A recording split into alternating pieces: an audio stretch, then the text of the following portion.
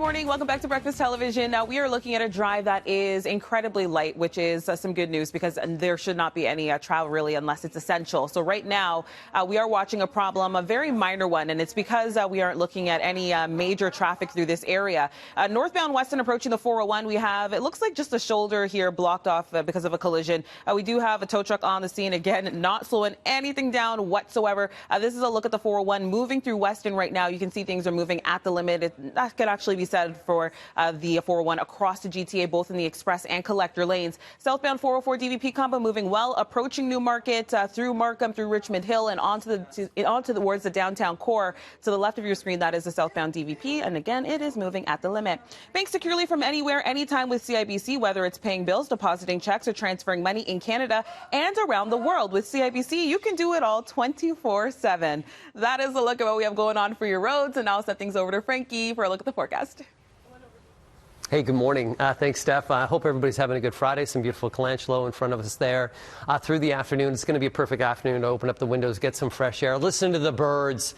We're seeing robins right now all over the place. Indication is spring. Let's take a look what we have across the city of Toronto as we look high from above the skies from the CN Tower over towards the east. Seeing a little bit of a nice sunrise out there this morning, and with that, we're going to get into some clearing skies. Here's a look at your future forecast showing you in through the afternoon we're going to be fine. Here's a look at the early morning hours of Saturday.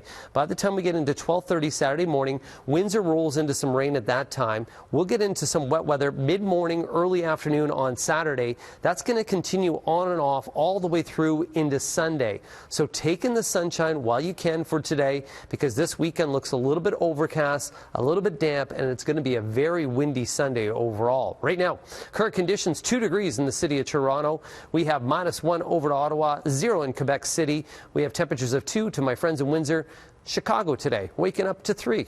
Hey, daytime highs today going to be about 11. That's above seasonal for this time of year. We're going to stay just above the freezing mark through the overnight. Tomorrow, 9, once again, getting into that wet weather. And then for your Sunday, it's going to be damp and windy. Wind gusts on Sunday up to 70 kilometers per hour. Have a fantastic Friday. Going to send it off to your Wards Your News right now with Mel.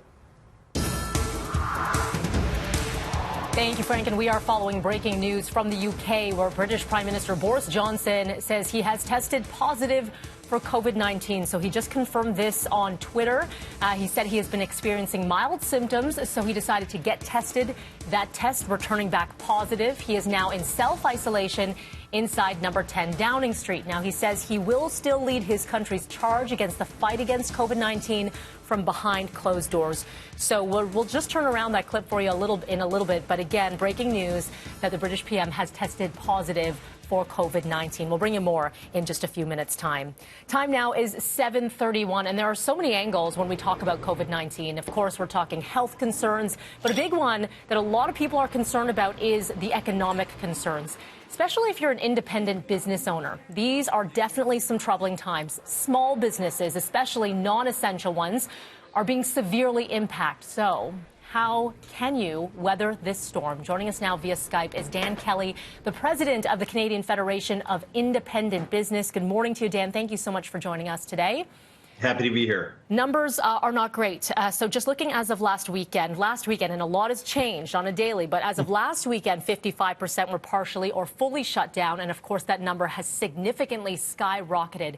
What is the overall feel right now for small businesses?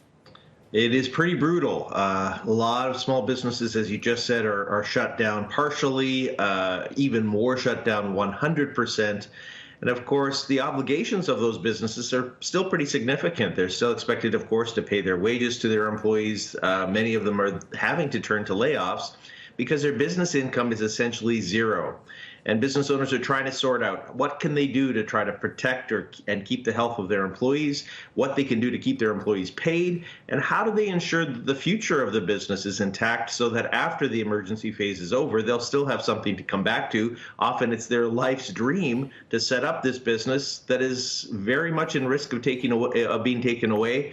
A third of our members said that they are not sure if they will be able to open their doors again ever at the end of this if it goes on for more than a month. And you know what? It's dragging on, and there's lots of signs that just might happen. That's it, and that's the thing. There is no necessarily an end in sight, or at least in the short term. Let's talk about two-prong. One, those who are still able to stay open, are there recommendations on what can be done to alter the business or change services in order to keep afloat? Sure, many businesses are already doing that. I know we've all seen that in local restaurants with the dining room being shut down and more of them opening up to home delivery. Thank goodness we have companies that are doing door-to-door delivery like Uber Eats or Skip the Dishes. They have been a godsend to many businesses to at least keep a trickle of income into the business. Even some retailers, we had about a quarter of our members that were retailers that did not have any kind of online sales that are rushing to try to create a website. And one of the things I would encourage all of your viewers to do is call their local businesses, those that might still be open, to see if in fact they are open and if there is a way for them to get home delivery or perhaps pickup without having to come into the store. But the vast majority of retailers certainly are closed. Service sector businesses are closed. So we're only talking about a few handfuls of businesses that are even allowed to be open right now. And that's taking a deep, deep toll. It really is. Let's talk about those who are closed. People are struggling right now to buy groceries or pay for rent. We're looking at some graphics right now, looking at some of the numbers. So on average, already costing affected businesses, what, $136,000 and counting. That is being modest. But what's interesting here is there's still a little bit of confusion when it comes to the EI guidelines and then the federal government releasing this benefit fund. But they're going to get taxed on top of that, too. So is that enough? It really isn't. Look, to be fair, everybody's working really hard, including our political leaders, and I don't take anything away from them. There have been good supports put in place, I think, for some that have lost their job altogether, either the employment insurance system or this new Canada Emergency Response benefit of $2,000 a month, albeit a small benefit. That, we're pleased, at least includes the self-employed, so business owners themselves who have no income can collect this. I spoke to one business owner who has $15 left after paying her employees. So small businesses are really, really hurting right now. Of course, the group that I'm more concerned about, the most concerned about right now, are those businesses that still have their employees, have not yet terminated them or put them on EI, and are struggling to hang on. Some of them are paying them out of their own pocket to try to keep those employees afloat, and that's the group I feel that needs the most support. It's why we're lobbying the government to create a substantive wage subsidy for employers to be able to retain their workers at least a few more weeks. Dan, I want to be able to put up a website for you, or at least can you provide us with one where people can go to for more information if they are affected personally here? Yeah, for small business owners, we've set up a special website, cfib.ca/COVID-19. We put all the resources, all the programs that have been announced to support businesses are there. Okay, appreciate your time today. Thank you, Dan. Anytime.